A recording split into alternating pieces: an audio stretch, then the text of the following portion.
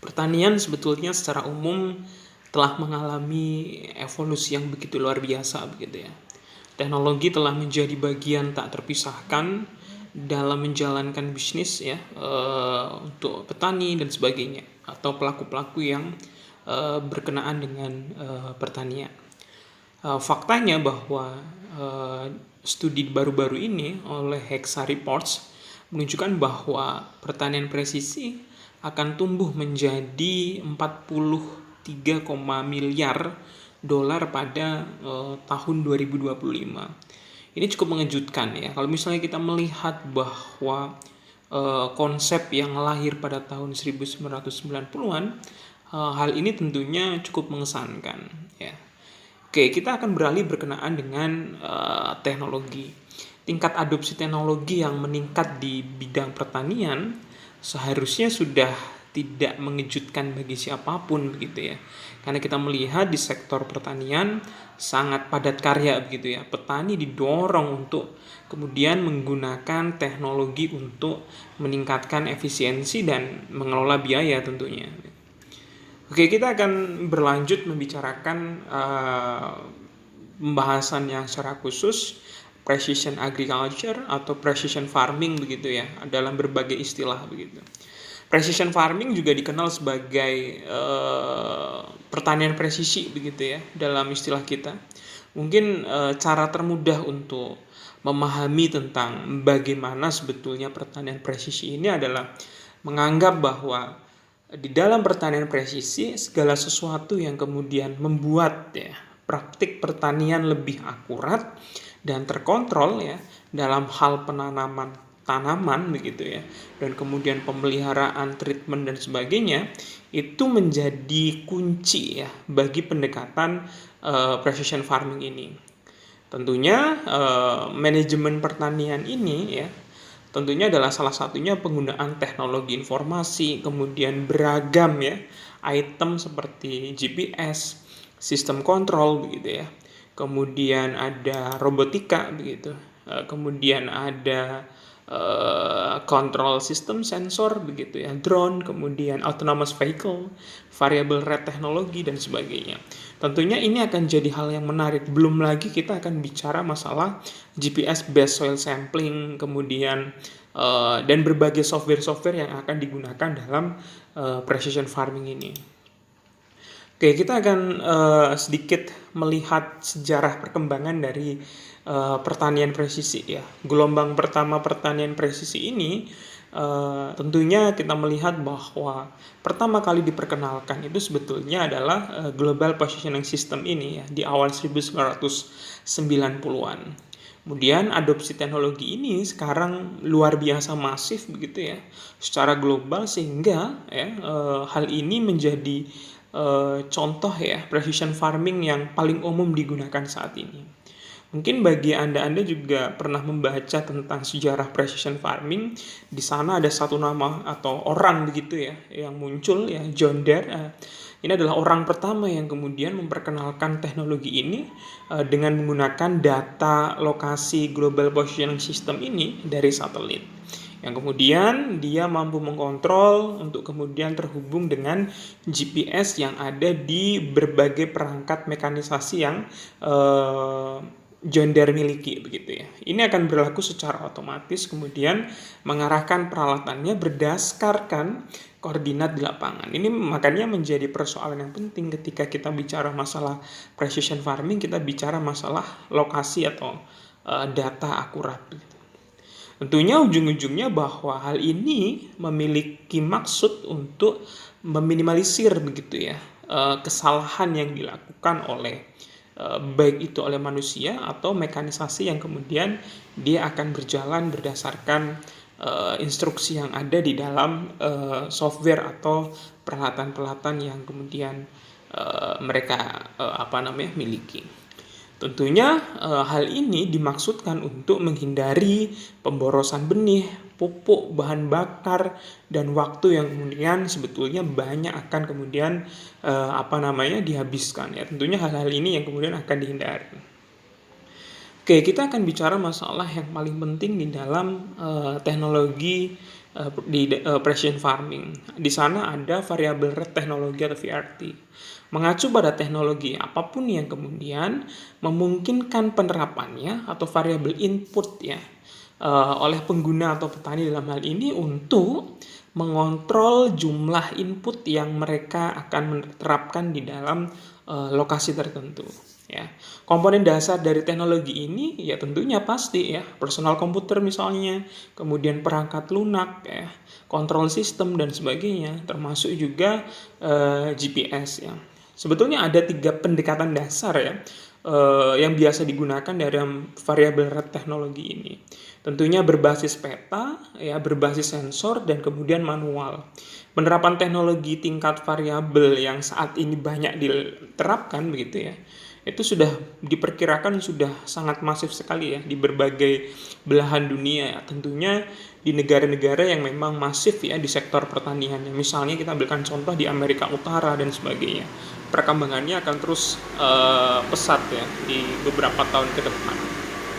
Oke, kemudian kita akan bicara berkaitan dengan bagaimana sebetulnya begitu ya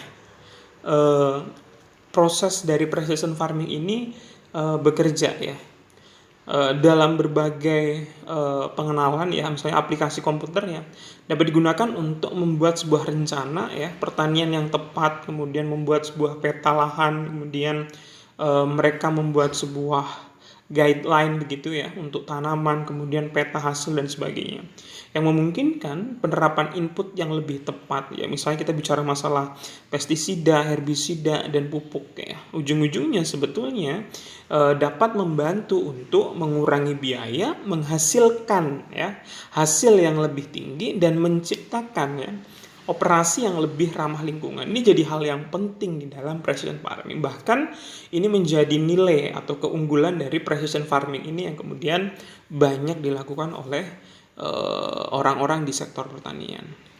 Tantangan dengan sistem perangkat lunak ini adalah kita bisa melihat ya terkadang memberikan nilai sempit yang tidak memungkinkan begitu ya. Data digunakan untuk membuat keputusan pertanian yang lebih besar, utamanya berkenaan dengan dukungan ya. Tentunya dalam penerapannya, dalam decision support systemnya ada pakar begitu ya. Kekhawatiran lain kadang juga kita melihat banyak aplikasi atau perangkat lunak yang secara tampilan interface-nya begitu ya kurang baik atau ketidakmampuan begitu untuk mengintegrasikan informasi yang mereka berikan dengan berbagai sumber data ya, karena kan data di dalam precision farming ini sungguh kemudian kaya begitu ya, ingin melihat berbagai variabilitas yang kemudian hadir di dalam satuan lahan.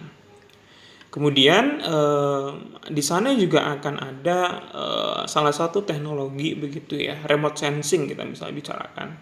Ya, ini jadi hal yang paling krusial ya digunakan di dalam precision farming. Tentunya faktor-faktor di dalamnya ini akan melihat misalnya contohnya ingin memperkirakan jumlah kelembaban di tanah begitu ya. Data ini tentunya akan menjadi penting untuk memperkaya begitu ya sistem pengambilan keputusan ya di pertanian dan dapat berasal ya khususnya dalam beberapa platform misalnya menggunakan drone begitu atau citra satelit ya. Kemudian prinsip-prinsip pertanian presisi ini sebetulnya sudah berkembang lama begitu ya. Kemudian baru dalam dekade terakhir ini prinsip-prinsip kemudian menjadi penerapan perangkat seluler seperti akses ke internet berkecepatan tinggi, kemudian biaya rendah dan satelit yang handal begitu ya untuk penentuan posisi, kemudian ada citra dan peralatan pertanian yang dioptimalkan untuk pertanian presisi ini oleh produsen adalah menjadi tren begitu ya dalam pertanian presisi begitu ya. Bahkan beberapa ahli menyarankan bahwa lebih dari 50% petani saat ini yaitu harusnya menggunakan praktik-praktik pertanian presisi untuk menjawab tantangan ke depan. Oke, jadi kita bisa melihat tentang bagaimana gitu ya sekarang petani banyak sekali ya dalam skala industri pun mengadopsi pertanian presisi, kemudian teknologi baru akan terus bermunculan ya termasuk kemajuan-kemajuan besar berikutnya ya. Tentunya tidak terlepas dari penggunaan artificial intelligence misalnya ya. Tapi di dalam artificial intelligence ya tidak akan pernah bisa meniru ya jenis keputusan-keputusan yang kompleks begitu ya yang harus dibuat oleh petani secara teratur begitu ya atau pelaku di sektor pertanian.